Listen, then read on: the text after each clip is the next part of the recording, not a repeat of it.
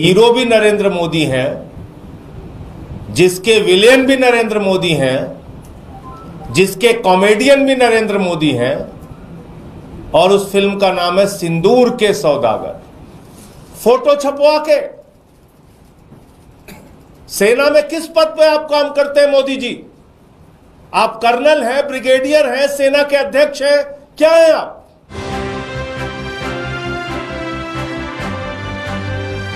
सभी पत्रकार बंधुओं को नमस्कार। बहुत पहले एक फिल्म आई थी सौदागर, जिसमें हीरो थे दिलीप कुमार जी, राजकुमार जी, और बड़ी चर्चित फिल्म थी वो। कल एक फिल्म रिलीज हुई है जिसके हीरो भी नरेंद्र मोदी हैं, जिसके विलेन भी नरेंद्र मोदी हैं, जिसके कॉमेडियन भी नरेंद्र मोदी हैं, और उस फिल्म का नाम है सिंदूर के सौदागर। सिंदूर के सौदागर। प्रधानमंत्री जी ने कल कहा, मेरे शरीर में गरम सिंदूर दौड़ रहा है। मैं प्रधानमंत्री जी से पूछना चाहता हूं, पहलगाम में जिन बहनों के माथे के सिंदूर उजाड़े गए, उनके घर में अभी भी मातम है। सर्वदलीय बैठक में आपकी सरकार ने कहा कि ऑपरेशन सिंदूर जारी है। अभी भी वो खूंखार दरिंदे आतंकवादी जिन्होंने हमारी बहनों के सिंदूर पहलगाम में उजाड़े, वो पकड़े नहीं गए। और आप लाइट कैमरा एक्शन रैली में सभा सिंदूर के सौदागर बन गए। फिल्म रिलीज कर दी आपने। उन बहनों के घर में मातम है और आप निकल पड़े पूरे देश में। ये फोटो छपवा के सेना में किस पद पे आप काम करते हैं मोदी जी? आप कर्नल हैं, ब्रिगेडियर हैं, सेना के अध्यक्ष हैं, क्या हैं आप?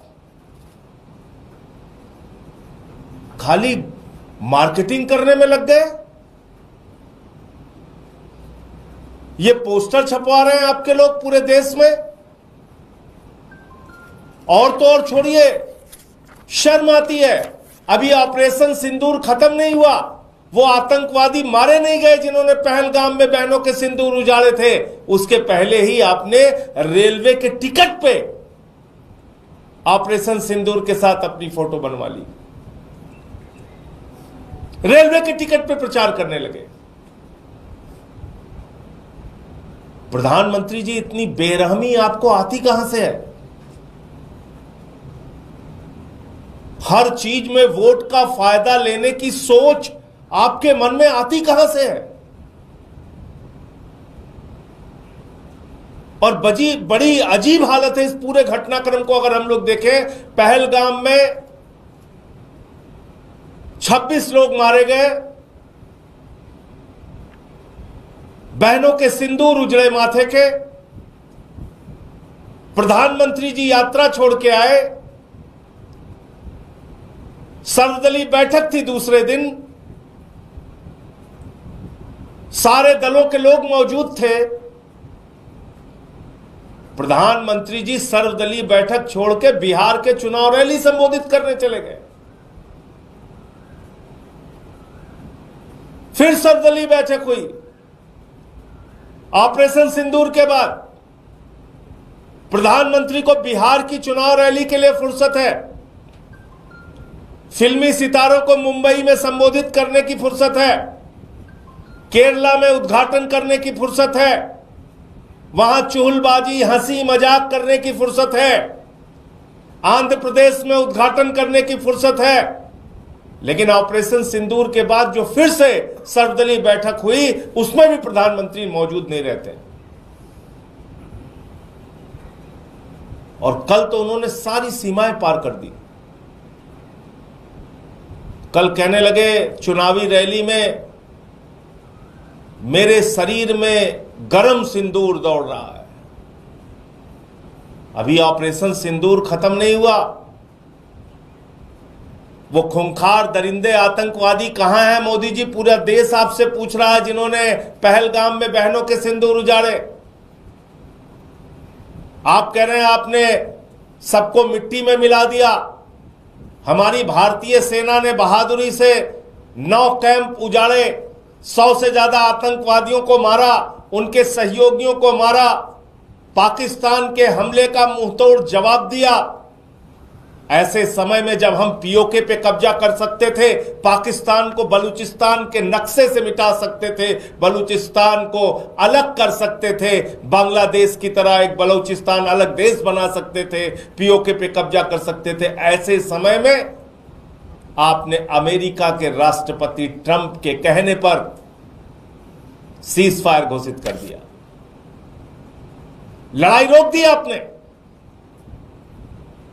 और वो एक बार नहीं, 2 बार नहीं। कुछ अंधभक्त बीच में चिल्लाने लगे थे, अरे ट्रंप ने अपना बयान बदल दिया, बयान बदल दिया। अभी कल फिर उसने बयान दिया। 5 बार उसने बयान दिया कि व्यापार बंद करने की धमकी देकर मैंने भारत और पाकिस्तान के बीच की लड़ाई रुकवा दी। 5 बार उसने कहा ये। और आपकी घोषणा से पहले नरेंद्र मोदी जी, मैं फिर दोहरा रहा हूं, ये सीज फायर की घोषणा किसी और की नहीं, ये लड़ाई रोकने की घोषणा किसी और की नहीं, भारत के प्रधानमंत्री नरेंद्र मोदी की घोषणा है। विक्रम मिश्री जी के तो मुंह से कहलवाया गया। सिर्फ किसी को कोई कंफ्यूजन नहीं होना चाहिए, ये फैसले राजनीतिक नेतृत्व लेता है।